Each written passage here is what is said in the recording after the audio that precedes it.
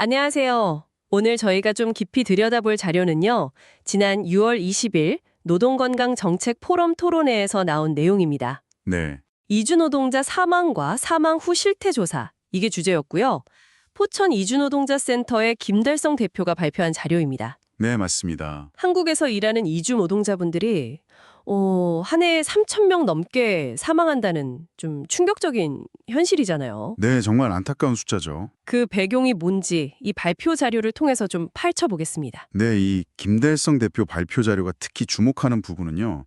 20대, 30대 젊은 노동자들의 죽음입니다. 아, 젊은 분들이요? 네, 이게 단순히 개인의 어떤 불운, 이런 차원이 아니라 굉장히 열악한 노동 환경, 그리고 우리가 좀 살펴봐야 할 구조적인 문제와 깊이 연결되어 있다는 걸 명확히 보여주고 있거든요. 네네. 이 자료를 보면서 그 원인들을 좀 더 자세히 들여다보죠. 김 대표는 이분들의 노동 환경이 1970년대, 80년대 한국의 하층 노동자들보다 어쩌면 더 열악할 수도 있다. 이렇게 지적을 하더라고요. 네, 그 정도라는 거죠. 특히 그 이나인 비자 노동자들. 이분들은 직업 선택이나 이동의 자유가 거의 없잖아요. 그렇죠.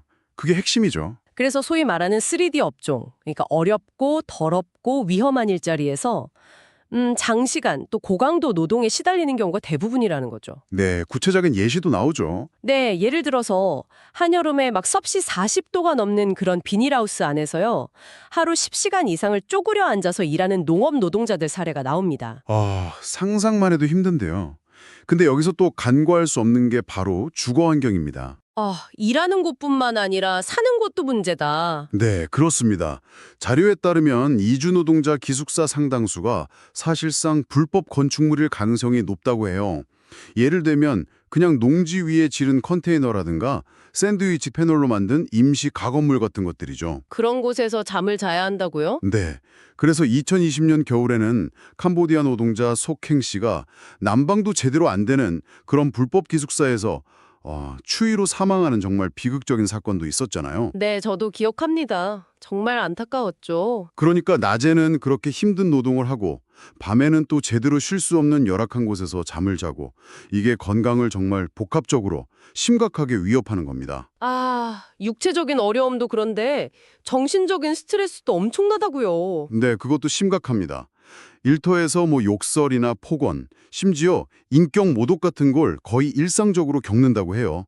이게 노동자들에게 주는 고통이 상당하다고 자료는 지적하고 있습니다. 정말 힘드시겠네요. 김달성 대표는 이 모든 문제의 근본적인 뿌리가 바로 고용허가제에 있다고 보고 있습니다. 고용허가제요? 네, 이 제도가 사실상 고용주에게 거의 절대적인 권한을 주는 구조라는 거죠. 그래서 노동자랑 고용주 사이에 거의 주종관계 같은 그런 불평등한 관계가 만들어진다는 겁니다.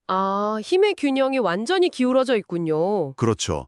그러다 보니까 노동자들이 부당한 처우를 받아도 혹은 산재, 그러니까 일하다 다치거나 병을 얻는 산업재해를 당해도 문제 제기 자체가 너무 어려운 거예요. 문제 제기를 못 한다고요? 왜죠? 실제로 산재를 당하고도 혹시 고용 연장이 안 될까 봐, 일자리를 잃을까 봐 그냥 참고 신청을 포기하는 경우가 많다고 하고요. 심지어 방글라데시 노동자 아딘 씨 사례처럼 맹독성 화학물질 때문에 눈을 다쳤는데도 회사 측에서 아예 산재 신청을 막았던 그런 경우도 언급이 됩니다.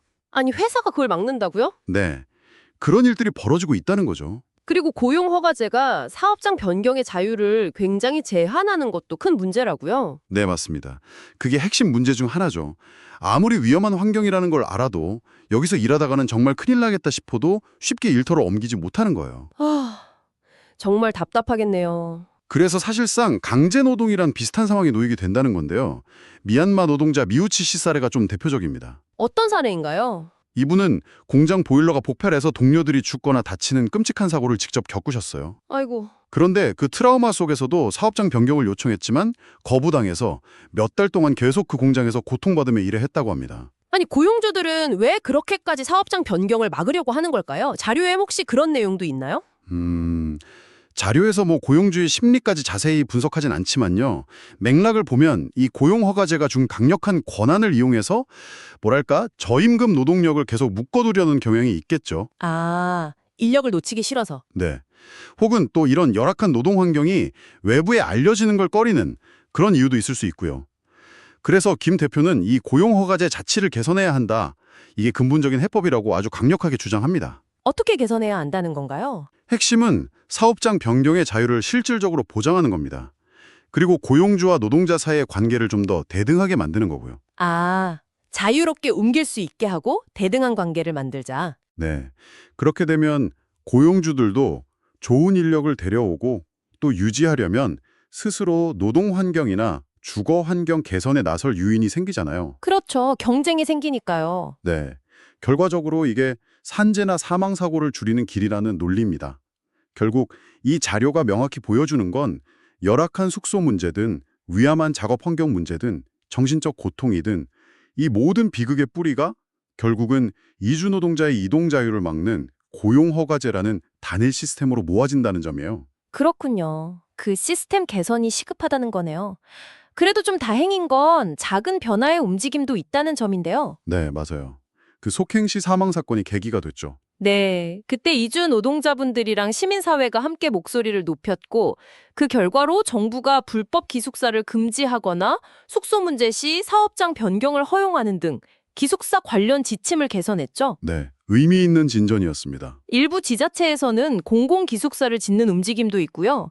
좀 흥미로운 건 이 기숙사 개선 지침이 어쩌면 의도치 않게 사업장 변경의 길을 조금 넓히는, 그러니까 고용허가제의 틈을 만드는 효과도 내고 있다는 분석도 있더라고요. 네, 그런 측면도 있습니다. 결국 김달성 대표의 발표 자료는 이주 노동자의 안타까운 죽음이 그냥 개인의 불행이 아니라 시급히 개선되어야 할 제도, 그리고 우리 사회의 무관심이 만들어낸 구조적인 문제라는 걸 아주 강하게 이야기하고 있습니다. 네. 단순히 제도를 조금 손보는 걸 넘어서서 노동 환경 자체를 더 인간적인 기준으로 만들어야 한다는 그런 메시지죠. 김 대표의 마지막 주장처럼 정말 이주 노동자를 단순히 부족한 인력으로만 볼 게 아니라 우리와 동등한 권리를 가진 사람으로 봐야 한다는 근본적인 인식의 전환이 필요해 보입니다. 맞습니다. 특히 우리나라가 이제 초저출산 고령화 사회잖아요.